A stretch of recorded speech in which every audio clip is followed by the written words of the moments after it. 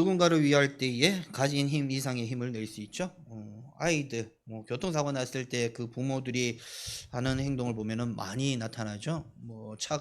차를 드는 일들도 있고, 그죠? 여자 혼자서 할 수 없는 일들을 해내는 엄마들도 있고, 아빠들은 뭐 어떻게 해요?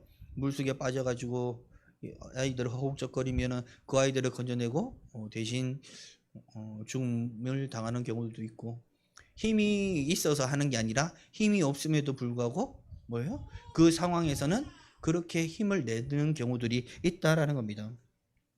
이건 가진 역량을 넘기는 것으로 흔히 말하는 각성의 상태라고 볼 수 있겠죠. 각성. 근데 이러한 각성은 쉽게 일어나는 것이 아니죠. 이렇게 되기 위해서는 자신을 포기할 수 있는 마음가짐이 되었을 때 일어나는 겁니다. 약으로 인한 게 아니에요. 약으로 각성하는 것은 뭐예요? 신경계에 문제가 있기 때문에 그러한 것을 말하는 것이 아니라 뭐예요? 진정 감정적으로 인하여 변화되는 것을 말하는 것이죠.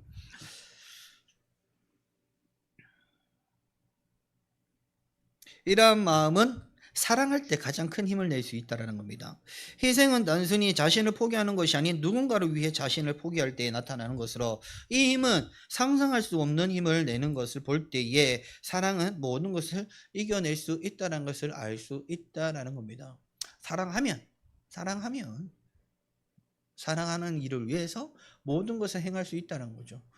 그러니까 뭐예요? 부모를 위해서 자신이 희생하고, 자식이 희생하고, 자녀를 위해서 부모가 희생하고, 남편을 위해서 아내가 희생하고, 아내를 위해서 남편이 희생하고, 그렇게 이러한 일들이 지금도 일어나고 있다는 거예요. 지금 그러잖아요. 개인주의라고 말을 하면서 많은 이들이 개인주의에 빠져 있습니다. 진정으로 사랑한다라고 말을 하지만 사랑이 없는 경우들이 더 많죠. 그렇죠? 그럼에도 불구하고 진정으로 사랑하는 이들이 간혹 나타나는데, 그런 상황을 볼 때 보면 어려운 일들을 넉넉히 이겨나가더라는 거예요. 이겨나가더라. 그렇죠? 이렇게 되기 위해서는 진정한 사랑이 필요하다라는 겁니다. 사랑이. 하지만 이 같은 사랑은 육신의 한계가 있죠. 사람이 아무리 뛰어난 힘을 보인다 해도 결국 죽음을 이기지 못하고 또 총과 칼을 이기지 못한다라는 겁니다.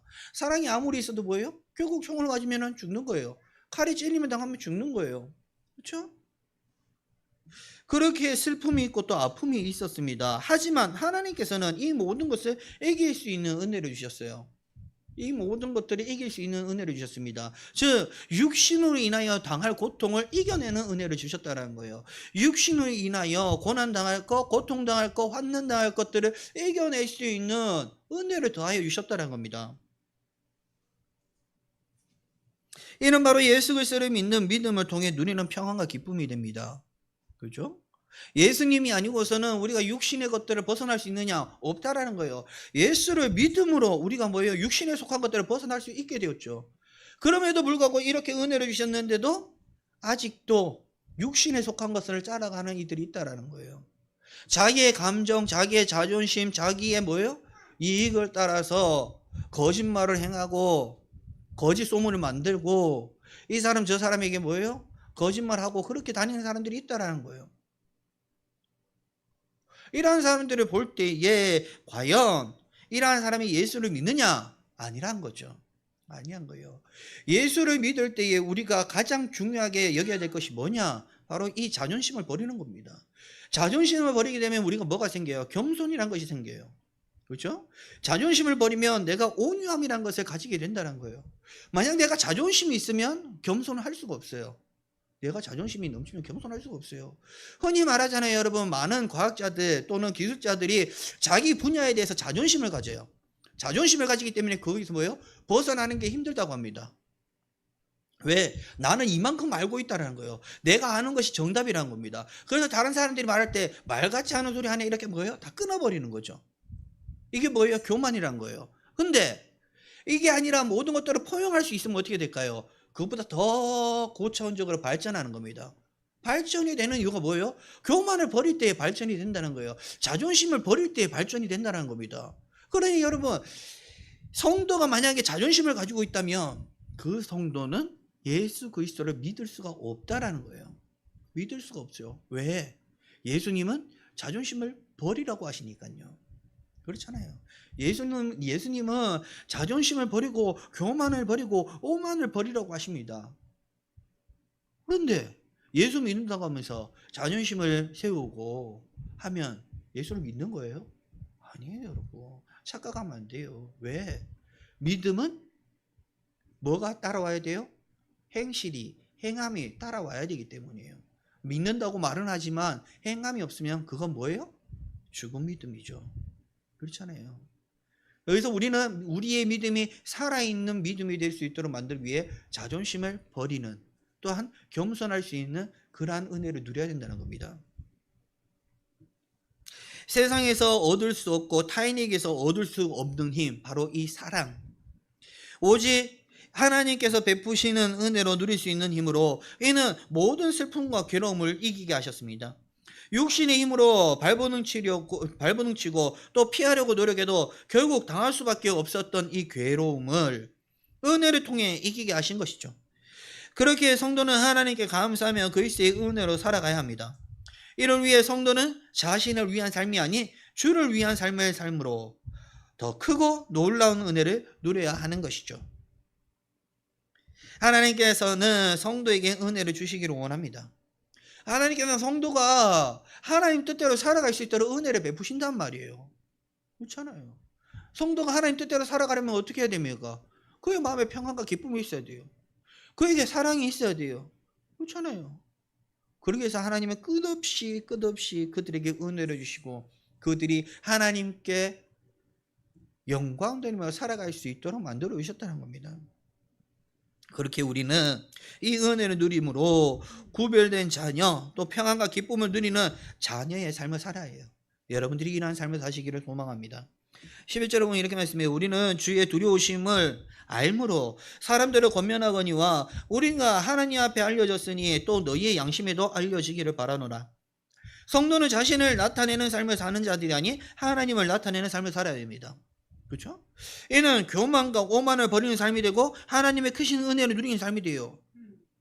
만약 내가 잘한 것처럼 느껴진다 하더라도 어디로 영광 돌려야 돼요? 하나님께로 영광 돌려야 돼요. 왜? 내가 잘하였다 이러한 생각이 들면 그 자체가 뭐예요? 마귀의 시험이기 때문입니다. 바벨론 왕 여러분 기억나십니까? 느부갓네살이라는 사람이 있어요. 기억나시죠? 그 사람에게 예언해 준 사람이 있습니다. 누굽니까? 그 사람에게 예언해 준 사람이 누구예요? 다니엘이잖아요. 다니엘이잖아요. 그렇잖아요. 막 이렇게 막 손가락에 와가지고 막 글을 썼는데 그게 뭔지 모르겠다. 거기에 대해서 누가 해줘요? 다니엘이 해주잖아요. 그래 안 그래요? 그러다가 그 사람이 어떻게 됐죠? 그 예언을 성취합니다. 뭘로? 미쳐서. 근데 그 미친 이유에 뭐가 있었어요? 미칠 때 당시 이유가 뭐예요? 자기 높은 궁전에서 딱 바라보니까 세상이 어떻게 해요? 다 자기의 것이요. 내가 이걸 뭐예요? 만들었다. 교만에 빠져버린 거예요. 그 순간 어떻게 해요? 미쳐버린 겁니다. 하나님께서 예언하신 그대로 이루어진 거예요. 여러분, 하나님이 제시한 게 뭐냐? 교만이란 거예요. 교만이란 말이에요. 교만. 하나님 앞에서 자존심 세우는 거 하나님이 싫어하신다니까요. 하나님께서 베푸신 것 느부갓네살이 몰랐을까요? 알았어요. 왜? 다니엘을 통하여 알았단 말이에요. 그럼에도 불구하고 뭐예요? 눈에 보이는 것을 쫓아가다 보면 그것이 자기를 망가뜨리는 길이 된다는 겁니다. 눈에 보이는 것 쫓아가면. 그게 남에게 악한 일이 되든 남에게 좋은 일이 되든 어쨌든 뭐예요? 자기 생각대로 쫓아가는 것 그 자체가 뭐예요? 문제가 된다는 거예요. 우리가 가는 길은 내 길이 아니에요. 하나님이 길이어야 한다는 겁니다. 그렇잖아요. 하나님이 길이어야지 내가 내 자존심을 내려놓을 수 있지. 그게 내 길이 되면 내 자존심을 세운다는 거예요. 그러니 여러분, 우리는 내 자존심을 버려야 된다는 겁니다. 이를 통해 헛된 길을 가지 않도록 전하고 또한 가르침으로 하나님께 순종하는 삶을 살도록 만들어야 한다고 바울은 지금 가르치고 있는 것입니다. 자존심을 버리고 겸손함으로 가라 이거예요. 이러한 가르침이 모든 성도의 양심에 나타나야 된다는 거죠. 왜냐하면 이로써 복음이 전파됨이 드러나게 되고 또 그리스도 안에서 공동체를 위한 겸손과 온유함이 드러나기 때문입니다. 여러분, 성도가 자기 자존심을 세우면서 복음을 전하면 전도가 돼요? 예전에 제가 말씀드렸죠. 저희 교회 목사님이 옛날에 저기 서울에 있을 때 교회 목사님이 뭐 볼 일이 있어가지고 걸어 내려가는데 어떤 교회를 나가지고 막 전도를 하고 있어요. 근데 이렇게 막 전도 예수 믿으세요 하면서 줬는데 어떤 아줌마가 지나가다가 그걸 받아가 가다가 탁 버렸어. 기억나시죠? 그러니까 딱 버리는 순간 어떻게 했다고요? 준 집사가 집사가 막 쫓아서 왜 전도지를 버리려고 싸웠다니까요. 싸웠다니까. 알고 보니까 둘 다 집사요. 둘 다. 뭐예요? 자존심을 버려야 돼요. 자존심을 버렸으면 지나가는 사람들이 저 교회 다니는 것들이 전도한다고 나와가지고 저기서 욕 싸우. 여러분 그런 소리는 안 듣잖아요. 그래 안 그래요? 전도지 버려? 아이고, 버리면 뭐 조용히 그냥 가서 죽던가 그러면 될 거 아니요. 거기서 전도한다고 모여가지고 싸워? 도대체 누가 영광 받습니까 그러면? 하나님이 영광 받아요? 아니죠. 마귀가 영광 받아요. 마귀가 영광 받는다니까요. 왜? 다툼 분쟁이 누구 때문에 일어납니까? 마귀 때문에 일어나잖아요. 그래 자존심을 버리지 않으면, 교만과 오만을 버리지 않으면 결국 어떻게 해요? 이런 마귀의 계획에, 마귀의 미혹에 빠지게 된다는 것이죠. 누가복음 12장 5절을 보면 이렇게 말씀해요. 마땅히 두려워할 자를 내가 너희에게 보이리니 곧 죽인 후에 또한 지옥에 던져 넣는 권세 있는 그를 두려워하라. 내가 참으로 너희에게 이르노니 그를 두려워하라. 여러분 지옥에 던져 넣는 이가 누굽니까? 하나님이시잖아요. 그래 안 그래요? 여러분 우리는요 여러분 사람을요 지옥에 던져 놓을 수가 없어요. 막 사람 생명을 해할 수 있겠지만 육신의 생명을 해할 수 있겠지만 뭐요? 지옥에 던져 놓을 수는 없어요. 천국에 보낼 수도 없어요. 그건 누구의 일입니까? 하나님의 일이에요. 하나님의 일. 그러면 우리가 사람을 두려워할 필요도 없고 마귀를 두려워할 필요도 없어요. 마귀가 아무리 나를 괴롭힌다 해도 내가 지옥 갑니까? 아니요. 나는 예수 그리스도만 믿으면 지옥 가지 않아요. 그래 안 그래요? 그렇다면 나는 나를 천국으로 인도하시어 아니면 나를 지옥으로 보내시어 그 하나님만을 두려워하며 하나님을 믿으며 살아가면 된다는 겁니다. 근데 많은 이들이 예수를 하나님을 두려워하는 게 아니에요.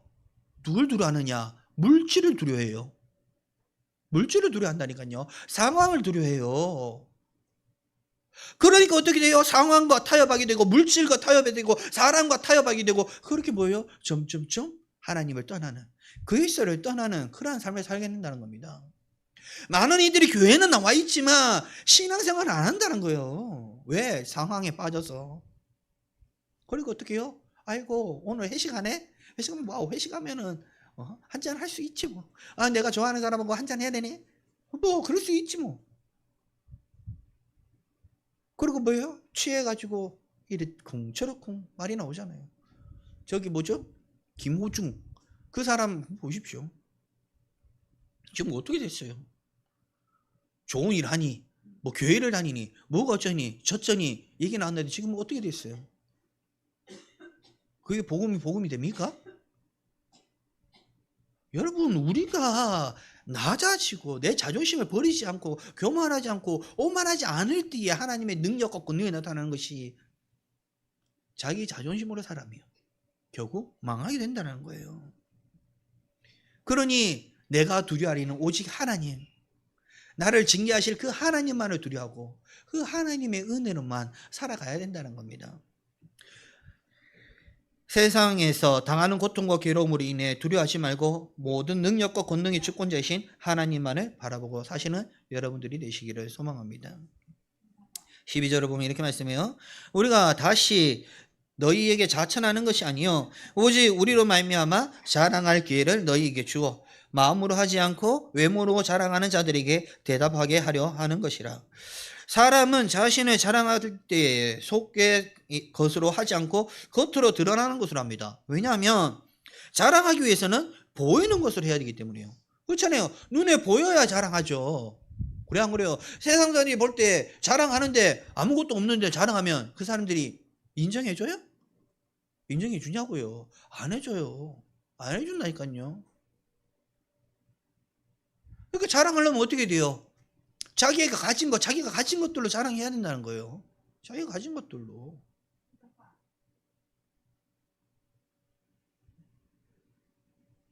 잠언 27장 2절을 보면 이렇게 말씀합니다. 타인이 너를 칭찬하게 하고 내 입으로는 하지 말며 외인이 너를 칭찬하게 하고 내 입술로는 하지 말지니라. 뭐라고요? 내가 자랑할 것은 나에게 있는 게 아니란 거예요. 내가 자랑할 것은 나에게 있는 게 아니에요. 하나님께서 나타내실 때 사람들이 그걸 보고 자랑하게 한다는 겁니다. 그렇잖아요. 칭찬하는 것이 그냥 나타나는 게 아니란 거예요. 사람들에게 알람방구 껴가면서 내가 요렇게 저렇게 요렇게 그렇게 막 뭐예요? 칭찬받게 행동을 해. 그럼 사람들이 그렇게 행동하면 뭐 하게 돼요? 당연히 칭찬할 수밖에 없죠. 그 마음에 뭐가 있는지는 모르고. 그래 안 그래요? 사기당하는 사람들이 대부분 그런 사람들이 사기당하잖아요. 그래 안 그래요? 근데 하나님께서는 그걸 원하시냔 말이에요. 그걸 원하는 게 아니라니까요. 하나님은 뭘 보신다고 했어요? 중심을 보신다니까요. 그 중심에 악한 것이 있느냐 없느냐, 그 중심에 선한 것이 있느냐 없느냐, 하나님 그거 보고 판단하신다니까요. 왜 사람들을 눈치를 보면서 살아가냔 말이에요. 사람들이 칭찬받는 하나님 칭찬하십니까? 하나님 칭찬 안 하세요. 우리가 살아가려면 하나님께 칭찬받는 방식으로 살아가야죠. 그래 안 그래요? 그래야 우리에게 은혜가 주어지는 겁니다. 그래야 은혜가 주어져요. 그것이 아니면 우리는 은혜를 받을 길이 없어요. 우리가 천국에 상급을 쌓는다고 합니다. 여러분, 천국에 상급을 쌓기 위해서 무엇을 해야 됩니까? 하나님을 자랑하는 거예요. 하나님께 영광 돌리는 거예요. 하나님을 기쁘시게 하는 것이고 하나님께 칭찬받아야 됩니다. 그래야 뭐예요? 천국에 상급이 쌓이는 거잖아요. 사람에게 잘 보이는 게 아니라 천국에 하나님께 잘 보여야 된다는 거예요. 그런데도 지금도 사람에게 잘 보이려고 발버둥 쳐요. 이유는요, 사람에게 잘 보이면 여기에 좋은 말이 들리거든요. 그래 안 그래요? 여기에 좋은 게 아니라 여기에 좋다고. 여기에. 근데 문제는 뭐예요? 여기에 좋다고 여기에 좋아집니까? 아니잖아요. 여기에 좋다고 내 영혼이 건강해집니까? 아니에요, 여러분. 아니에요. 이게 건강해지면 이게 어떤 말이 들어도 괜찮아요. 여기가 좋으면 어떤 말을 들어도 버티고 이겨낼 수 있단 말이에요. 그렇잖아요. 근데 반대가 되어버리면 어떻게 되죠? 무너져 버려요. 무너진다니까요. 그래서 바울은 뭐라고 합니까? 자랑할 것은 복음 외에는 없다는 것을 말하고 있잖아요. 그렇게 겉으로 자랑하는 자들에게 자랑할 것은 복음을 통해 나타나는 하나님의 사랑이며 오직 예수 그리스도를 통해 구원 얻음을 자랑해야 하는 겁니다. 세상에 많은 사람들이 살아가면서 그들이 자랑할 것, 나도 저것으로 자랑하고 싶어, 그런 마음을 우리가 품을 수는 있어요. 하지만 거기에 매어버리면 안 된다는 거예요. 그러한 생각은 가질 수 있지만 거기에 매어버리면 안 된다는 겁니다. 그런 생각을 가지더라도 속히 돌이켜서 하나님으로 자랑하는 삶, 하나님께 칭찬받는 삶, 그런 삶을 살아야 돼요. 그래야 내가 안전해지고 내가 평안해지고 내가 평온해지는 것입니다. 그렇잖아요. 여러분들에게 은혜를 끼치는 이가 누굽니까? 우리 하나님 외에는 없어요.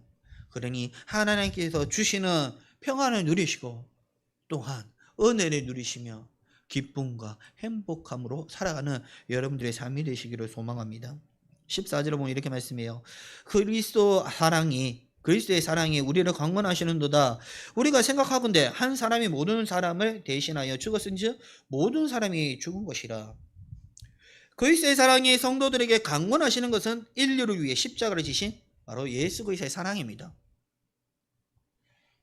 그리스도의 사랑이 강건하는 것은 그리스도의 사랑이란 거예요. 그렇잖아요. 즉 성도를 위해 희생해야 하는 것은 모든 성도가 동일하게 주어진 은혜인 거예요. 동일하게 주어진 은혜. 왜? 그리스도께서 행하신 그 희생은 모든 이들에게 동일하게 주어진 희생이란 말이에요. 그렇죠? 제가 말하는 게 아니잖아요. 14절에 지금 그러잖아요. 모든 사람을 대신하여 죽었은즉 모든 사람이 어떻게 됐다고요? 모든 사람이 죽은 것이라. 그래 안 그래요? 모든 사람에게 사랑을 베푸신즉 모든 사람이 어떻게 해야 돼요? 그 사랑을 해야 된다는 거예요. 여러분, 말씀을 보면 그 말씀이 우리에게 주시는 말씀이 뭔지를 그 중심을 알아야 돼요. 모든 사람이 죽었다. 그거 끝나는 게 아니에요. 모든 사람이 죽은 것처럼 그리스도의 사랑으로 어떻게 해요? 살아가야 된다는 거예요. 그리스도의 희생은 모든 사람을 위해서 하셨습니다. 그렇다면 성도는 어때요? 성도도 공동체를 위해서 희생을 해야 된다는 거예요. 희생을 해야 된다는 거예요.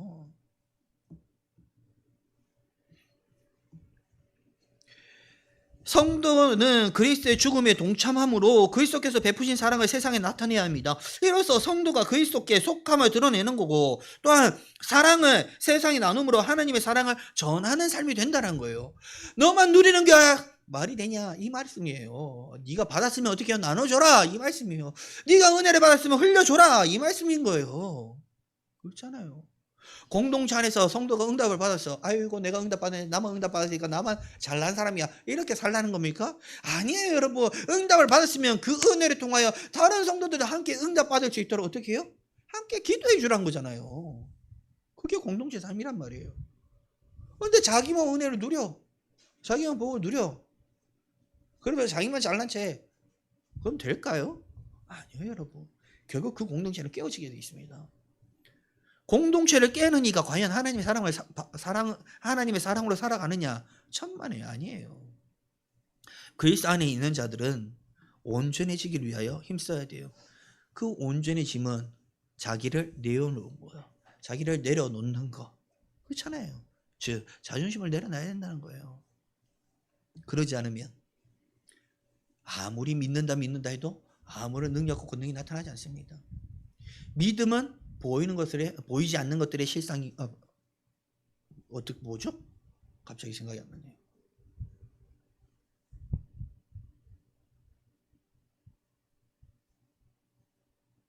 죄송합니다.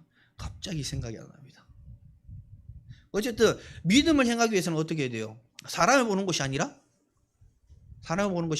하나님을 바라봐야지만 이 믿음이 이루어진다는 겁니다. 그렇잖아요. 근데 많은 이들이 뭘요? 사람을 바라본다는 거예요. 사람을.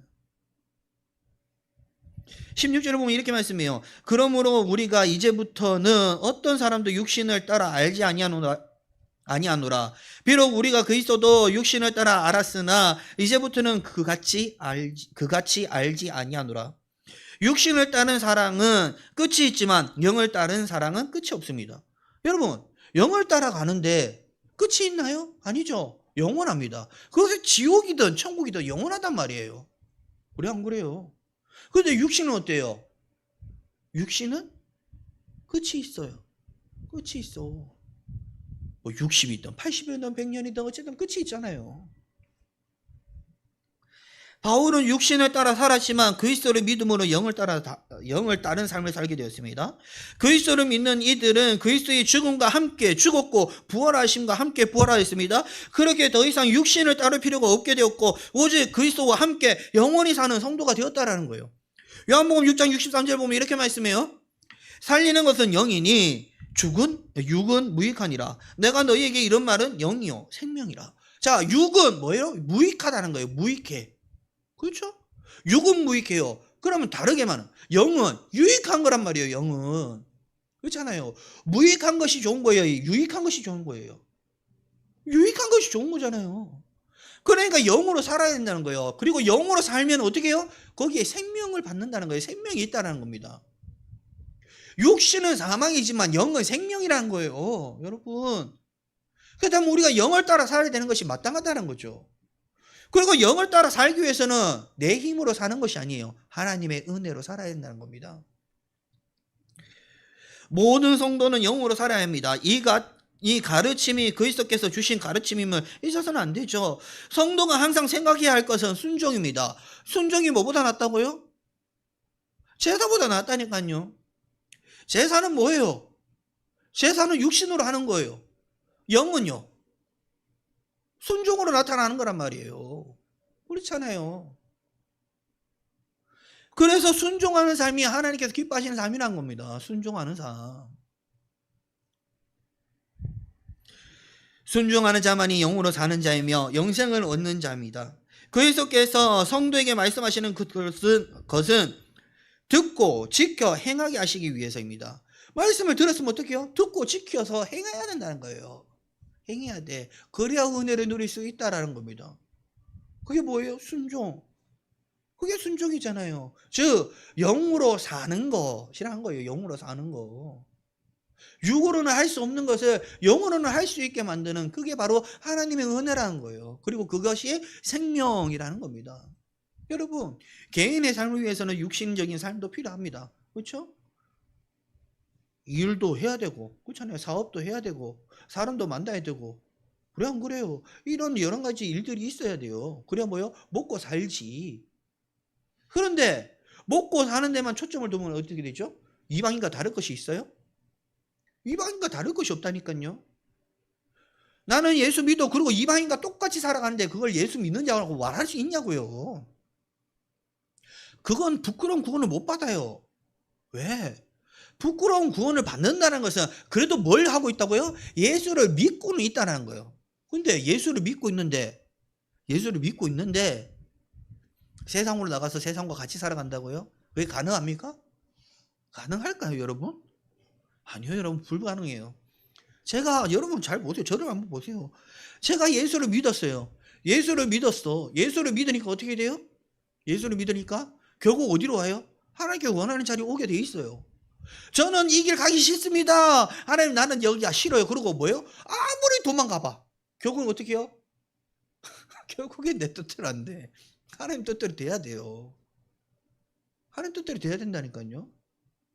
그렇게 내 마음대로 하려고 하면서 하나님 끌려다니는 그게 부끄러운 구원이지, 자기 마음대로 끝까지 간다고요? 천만에 그럴 수 없어요. 하나님께 붙들린 자는 그렇게 안 돼요. 그러면 대부분 부끄러운 구원을 받는 자들은 어떻게 되느냐? 믿자마자 천국 가는 경우들.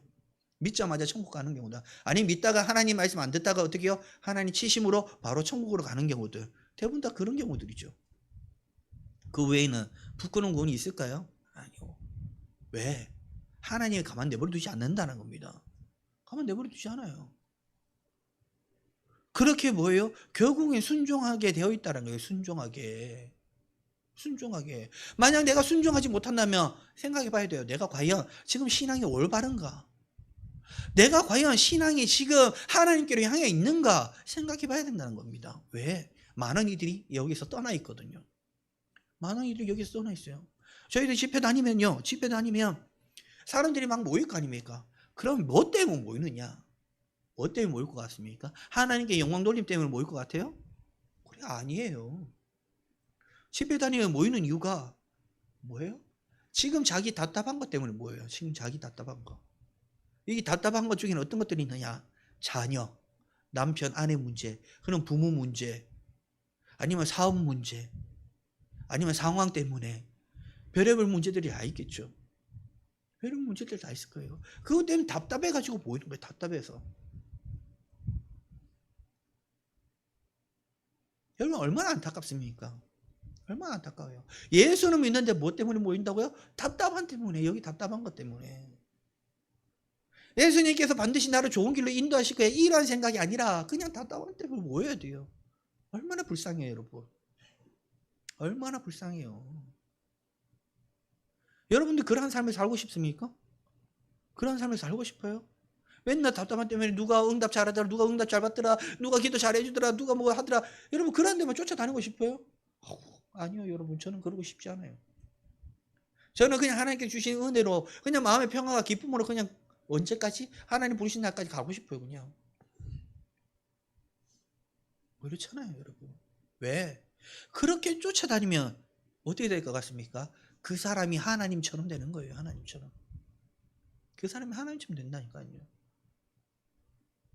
그 사람이 뭐 말만 하면요, 거기 믿어 이러고 다니는.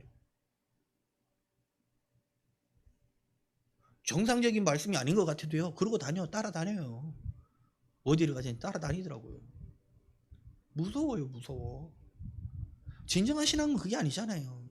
진정한 신앙은 하나님과 함께 동행하는 거잖아요. 목사와 함께 동행하는 게 아니라 하나님과 함께 동행해야 되는데, 목사와 함께 동행해요. 목사와 함께. 강사 목사와. 그러면 은혜를 누릴 수 있냐고요. 그 목사한테는 은혜 받아야지. 하나님께 어떻게 은혜 받겠습니까? 요한복음 15장 14절을 보면 이렇게 말씀해요. 너희는 내가 명하는 대로 행하면 곧 나의 친구라. 여러분, 그리스도께서 우리에게 말씀하시는 거 듣고 우리가 순종하며 지켜나가면 우리는 뭐예요? 그리스도의 친구가 된대요. 명하는 대로 행하면 친구가 된대요. 여러분들이 그리스도의 말씀을 듣고 순종하면 친구가 된대요. 그리스도와 함께 연합하여 온전한 지체가 되기 위해 순종함으로 순종의 자녀가 되어 칭찬과 은혜를 받아 누릴 수 있게 된다는 거예요. 여러분, 이만큼 기쁜 일이 어디 있습니까? 그래 안 그래요? 세상 사람들은 발버둥 치고 해도 뭐예요? 배신당하고 속임당하고 그러는데 예수님은 절대 배신하지 않잖아요. 예수님은 오히려 더 좋은 것들을 채워주시잖아요. 그럼 우리는 그 은혜로 감사하며 살아갈 수 있잖아요. 왜 헛된 것들만 쫓아가려고 힘쓰냔 말이죠. 좋은 것들이 눈앞에 있는데도 불구하고 그 좋은 것들을 받는 것이 아니라 오히려 다른 길로 가는 그런 안타까운 일들이 지금도 일어나고 있잖아요. 여러분들은 가장 좋은 것들을 받아 누리시길 바라요. 여러분 눈앞에 있는 가장 좋은 것들을 여러분 받아서 누리며 감사하며 살아가시길 바라요. 하나님은 이미 다 준비해 놓으셨잖아요. 17절을 보면 이렇게 말씀해요. 그런즉 누구든지 그리스도 안에 있으면 새로운 피조물이라 이전 것은 지나갔으니 보라 새 것이 되었도다. 그리스도 안에 있는 자는 새로운 피조물이 되었습니다. 이는 그리스도와 함께 죽고 함께 부활한 모든 성도에게 주어진 은혜이죠. 그렇죠? 모든 성도에게 주어진 은혜예요. 이것을 누리는 자를 성도라고 말하는 거예요. 여기에 함께하지 않으면 그 사람을 성도라고 할 수 있느냐? 없다라는 겁니다. 없어요. 자기는 혼자 나는 교회 다녀 나는 성도에 내가 교회에 얼마나 봉사를 했는데 여러분 아무리 말해보시죠. 여기 함께하지 않으면 그 사람은 성도가 아니란 말이에요. 아니라니까요. 자기 잘난 척하고 자기 자존심을 세우고 살아가면 그 사람들이 과연 여기에 함께할 수 있느냐? 없다니까요. 없어요.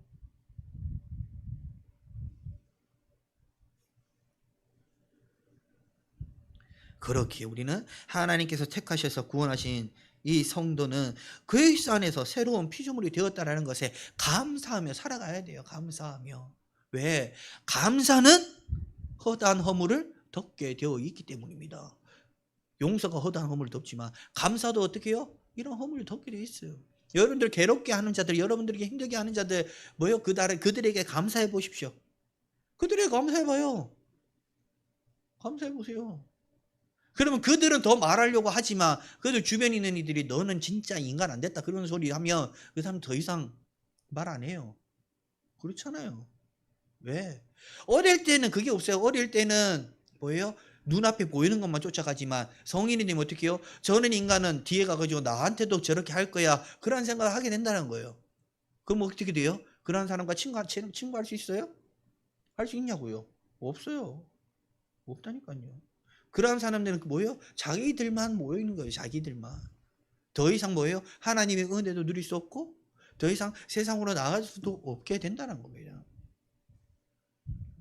새로운 피조물은 더 이상 죄에 빠져 사는 자가 아닙니다. 오직 하나님의 은혜를 따라 순종의 삶을 살게 되었습니다. 아담과 하와는 불순종함으로 원죄를 만들었지만 그리스도 안에 있는 성도들은 죄에서 자유함을 얻어 정결하고 거룩한 삶을 살 수 있게 되었다라는 거예요. 이사야 65장 17절을 보면 이렇게 말씀합니다. 보라 내가 새 하늘과 새 땅을 창조하니 이전 것은 기억되거나 마음에 생각나지 아니할 것이라. 이전 것은 뭐예요? 기억되거나 생각나지 않는데요. 이전 것은 다 사라지기 때문에 사라져버리는 겁니다. 17절 말씀과 지금 비슷하잖아요. 동일하잖아요. 그렇죠? 새로운 피조물이 되었어요. 이제 새 것이 되었단 말이에요. 그러려면 어떻게 해요? 이전에 가졌던 모든 더럽고 악한 것들, 이전에 가졌던 습성들을 다 버려야 된다는 거예요. 버려야 돼. 이전에 남들에 대해서 수근수근 했다면 이제는 버려야 된다는 거예요. 남에게 안 좋은 얘기를 했다면 이제는 버려야 된다는 거예요. 이제는 어디에요? 말씀을 따라 말하고 말씀을 따라 가르치고 말씀을 따라 행동하고 말씀을 따라 살아가야 된다는 겁니다. 그것이 바로 새 것이 되었다라는 거예요. 아직도 옛 것을 따라가면 그 사람이 과연 예수를 통하여 구원받았는가 생각해 봐야겠죠. 생각해 봐야 될 거예요. 이전과 똑같은 성격으로, 이전과 똑같은 자존심으로, 이전과 똑같은 생각으로 살아가는데 과연 구원받았을까? 흔히 말하는 부끄러운 구원일까? 천만에요. 왜? 복음을 방해하는데 무슨 부끄러운 구원입니까? 그 사람은 뭐예요? 마귀에게 속한 자예요. 복음을 방해하면 마귀에 속한 자예요. 여러분 착각하시면 안 돼요. 한 생명이 천하보다 귀하다 했고요. 한 생명을 어떻게 해요? 잘못된 길로 가게 하면은 여기 이렇게 딱 메어가지고 저기 바다로 가가지고 어떻게 해요? 던져버리라 했어요. 뭐라고요? 죽어버리란 말이에요. 죽어버려. 근데 무슨 천국을 간단 말입니까? 여러분 자살하면 천국 갈 수 있어요? 자살하면 천국 못 가요. 근데 자살하래요. 자살하래. 그러면 천국 갈 수 있냐고요. 그런 사람 천국 못 간다는 말씀이에요. 여러분 그만큼 뭐예요? 복음을 방해하는 게 무서운 일인데도 불구하고 그렇게 살아가는 이들이 있다라는 거예요. 그러면서 뭐예요? 잘난 척하고 있어요. 자기 교회 좋다고 자랑하고 있어요. 그 교회가 옳은 교회냐고요. 옛사람을 버리고 새 사람이 되어 하나님을 믿고 순종하는 성도가 되어야 진정한 은혜를 누리고 진정한 영생을 살아갈 수 있게 됩니다. 이러한 삶을 살아야 하나님의 풍성한 은혜를 누릴 수 있는 것이죠. 요한복음 3장 16절 말씀 여러분이 잘 아시죠? 하나님이 세상을 이처럼 사랑하사 독생자로 주셨으니 이는 그를 믿는 자마다 멸망하지 않고 영생을 얻게 하려 하십니다. 독생자로 믿는 자들은 멸망하는 것이 아니라 뭐예요? 뭘 얻는다고요? 영생을 얻어요. 독생자를 믿는 자들은 영생을 얻어요. 그리고 독생자를 믿는다라는 것은 말씀에 순종하는 거예요. 근데 말씀에 순종하지 않고 믿는다라고 말하면 되냐고요. 안 된다니까요. 자기가 아무리 자존심을 내세우고 나는 구원받아 아무리 해보십시오. 하나님께서 보실 때에 악한 종아 나가라 라고 하시는 거예요. 영생을 얻는 것이 바로 새 사람을 입는 것이고 이는 그리스도와 함께 하는 성도가 누릴 은혜입니다. 이를 이루기 위해서는 필요한 것이 뭐예요? 제목이 뭐예요? 주를 위해. 이렇게 영생을 얻기 위해서 성도가 은혜를 누리기 위해서 필요한 것은 바로 주를 위해 살 때에 가능한 거란 말이에요. 자기를 위해 살 때가 아니에요. 자녀들을 위해 살 때가 아니에요. 부모를 위해 살 때가 아니에요. 자기가 사랑하는 사람을 살 때가 아니에요. 오직 하나님을 위해, 오직 예수 그리스도를 위해, 오직 주를 위해 살 때에 이라는 은혜를 누리게 된다는 겁니다. 왜? 그것이 바로 말씀이기 때문이에요. 그것이 바로 말씀이에요. 하나님이 뭘 하셨어요? 나는 질투하는 하나님이라. 하나님이 질투하십니다. 자녀든 누구든 하나님보다 더 살아가면 하나님은 그것을 끊어버리신다는 거예요. 여러분, 우리는 하나님을 위해 살아야 돼요. 하나님을 우선으로 두고 살아야 돼요. 그래야 우리가 그 은혜를 누리고 여러분들의 자녀뿐만 아니라 여러분들이 기도하는 기도 또한 하나님께서 응답하셔요. 반드시 기억하시기 바랍니다. 하나님은 지금도 여러분 중심을 보십니다. 여러분들이 하나님을 위해 사시는지 아니면 자기를 위해 사는지 하나님은 지금도 지켜보고 계셔요. 여러분들이 하나님을 위해 사심으로 하나님께서 베푸시는 은혜를 누리고 또한 하나님께 영광 돌리며 하나님께 찬양 드리며 그렇게 사시길 바라요. 그래야 여러분들이 진정한 순종의 자녀가 되고 진정한 복을 누리는 자녀가 되고 진정한 천국 백성이 된다는 사실을 잊지 마시고 항상 여러분들의 삶을 기억하시고 돌이켜보는 귀한 은혜의 삶을 사시기를 소망합니다. 기도하겠습니다. 주님 감사합니다. 베푸신 은혜를 따라 감사와 찬양과 영광 드리게 하시고 오직 주의 뜻대로 살아감으로 주님께서 베푸신 은혜를 누릴 수 있도록 인도하여 주시옵소서. 헛된 것들은 내어버리게 하시고 진정한 진리만을 따라가는 주의 자녀가 되어서 오직 주를 위해 살며 주를 위해 먹고 주를 위해 마시며 주를 위해 자는 주의 자녀를 될 수 있도록 인도하여 주시옵소서. 주님께서 반드시 이룰 줄 믿습니다. 감사드리고 예수 그리스도 이름으로 기도합니다.